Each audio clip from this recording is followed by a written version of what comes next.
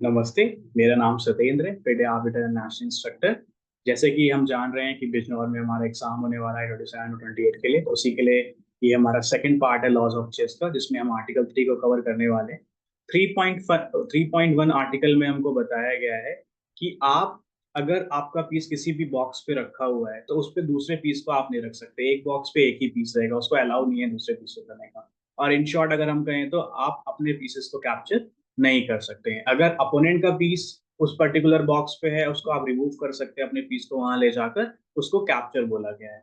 और अटैक का इन्होंने डेफिनेशन बताया गया है। अटैक का मतलब है कि अगर आप कोई भी पीस आपकी रेंज में आता है, अपोनेंट का पीस आपकी रेंज में आता है, तो उस सिनेरियो को ये लोग अटैक बोलेंगे। आर्टिकल 3.2 में बताया गया है मूवमेंट ऑफ द बिशप के बारे में। जैसे कि आप जानते हैं बिशप डायगनली मूव कर सकता है। यहाँ आप डायग्राम में देख पा रहे होंगे, एक मल्टीप्लिकेशन का सिंबल बना रहा है बिशप, और डायगोनल मूव कर सकता है और जितना चाहे उतना मूव कर सकता है। और लाइट कलर का बिशप है तो लाइट स्क्वायर पे, और डार्क कलर का बिशप है तो डार्क स्क्वायर पे। आर्टिकल 3.3 में बताया गया रुक के मूवमेंट के बारे में। रुक जो है वो भी एक जितना चाहे उतना मूव कर सकता है, upside down and side by side, up down left and right, एक प्लस साइन सिंबल बनाते हैं। एंड देन 3.4 में बताया गया है क्वीन मूवमेंट का। क्वीन मूवमेंट जो है वो फाइल और रैंक्स पे मूव कर सकती है। जैसे कि हमने कल देखा था, फाइल मतलब स्टैंडिंग लाइंस एंड रैंक मतलब sleeping lines. It's very easy to under vertical and horizontal and along with diagonal also. Even queen जो है अगर लाइट कलर में तो लाइट कलर में मूव कर सकती है। अगर आप क्वीन को बाद में डार्क कलर में प्लेस कर देंगे तो डार्क कलर डायगोनली मूव कर सकती है। आप डायग्राम में देख पा रहे होंगे बबल्स बने हुए। देन 3.5 में बताया गया है कि जो पीसेस हैं अगर उनके बीच में कोई भी पीस रखा हुआ है तो उन पीसेस को रिस्ट्रिक्ट किया जाएगा, उनका मूवमेंट जो है ब्लॉक हो जाएगा। 3.6 आर्टिकल में नाइट के मूवमेंट के बारे में बताया है कि नाइट जो है वो अपोनेंट के पीसेस को जंप कर सकता है और 2.5 स्क्वायर में मूव करता है, like two straight and turn.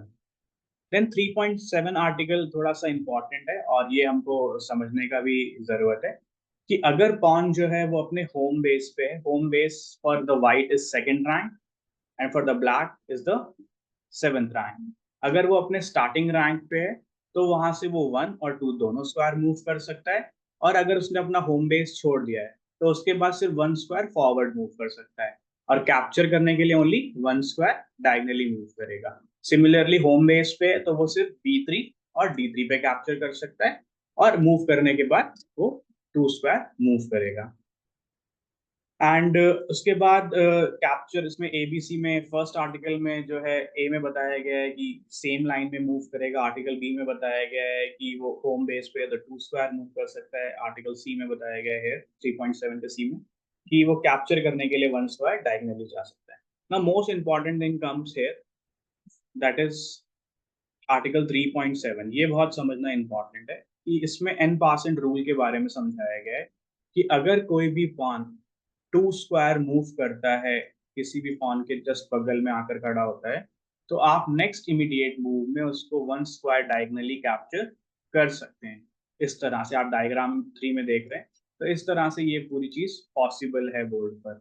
ऐसा मुझे लगता है कि क्यों बनाया गया होगा रूल, क्योंकि होता क्या है कि अगर हम किसी पॉन को 2 स्क्वायर पावर दे रहे हैं इनिशियली मूव करने के लिए, अब ये बेचारा इतनी दूर बैटल करते हुए आया इससे लड़ाई करने के लिए, और अगर ये 2 स्क्वायर मूव कर जाएगा और उसको चांस नहीं रहेगा उससे बैटल करने के लिए, तो ये अनफेयर है। तो ये अनफेयरनेस ना रहे इसके लिए आई गेस ये रूल बनाया गया होगा एन परसेंट का, कि आपको एक बार चॉइस मिल रही है कि आपको बैटल करना है कि नहीं as a white. Otherwise black तो 1 भी चल सकता है, 2 भी चल सकता है, because he is on the home base. तो मुझे लगता है इस वजह से इस रूल को इन्वेंट किया गया होगा, ताकि बायसनेस ना रहे कि इसको बैटल वाइट के पॉन को बैटल करने का मौका नहीं मिला। Then we will move to the next article. Next article is 3.7E, which similarly means is about pawn promotion.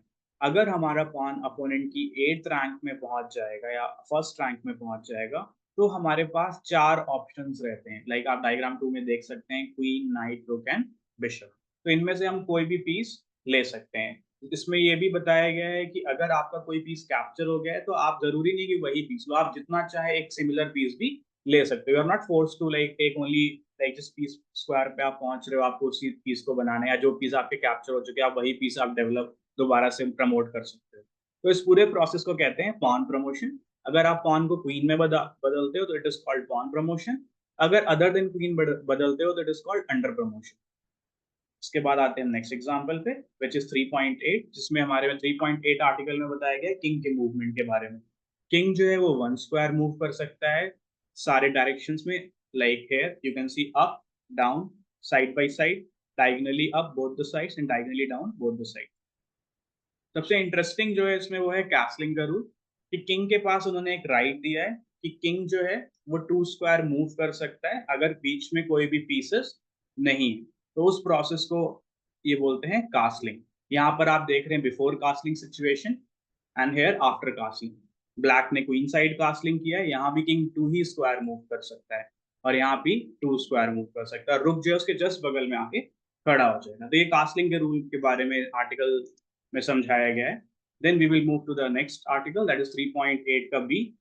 इसमें कुछ कंडीशंस दिए हैं कि किस किस कंडीशंस में आप कास्लिंग कल राइट खो देते हैं। फर्स्ट कंडीशन है कि अगर आपका किंग जो है वो इनिशियल पोजीशन से हट गया है, जैसे किंग E1 का स्टार्टिंग पोजीशन है बट किंग अगर F1 पे, तो किंग अब पूरे गेम में कभी भी कासल नहीं कर सकता है।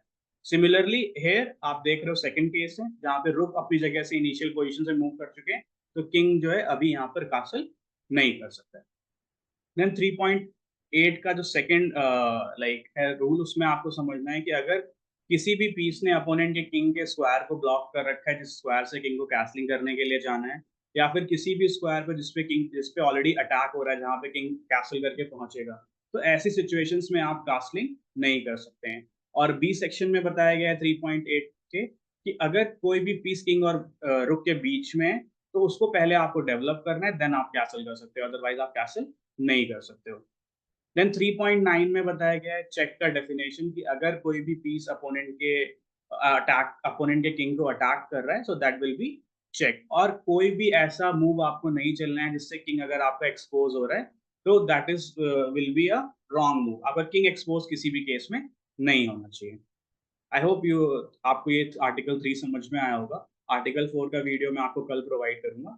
Thank you so much, like share and subscribe.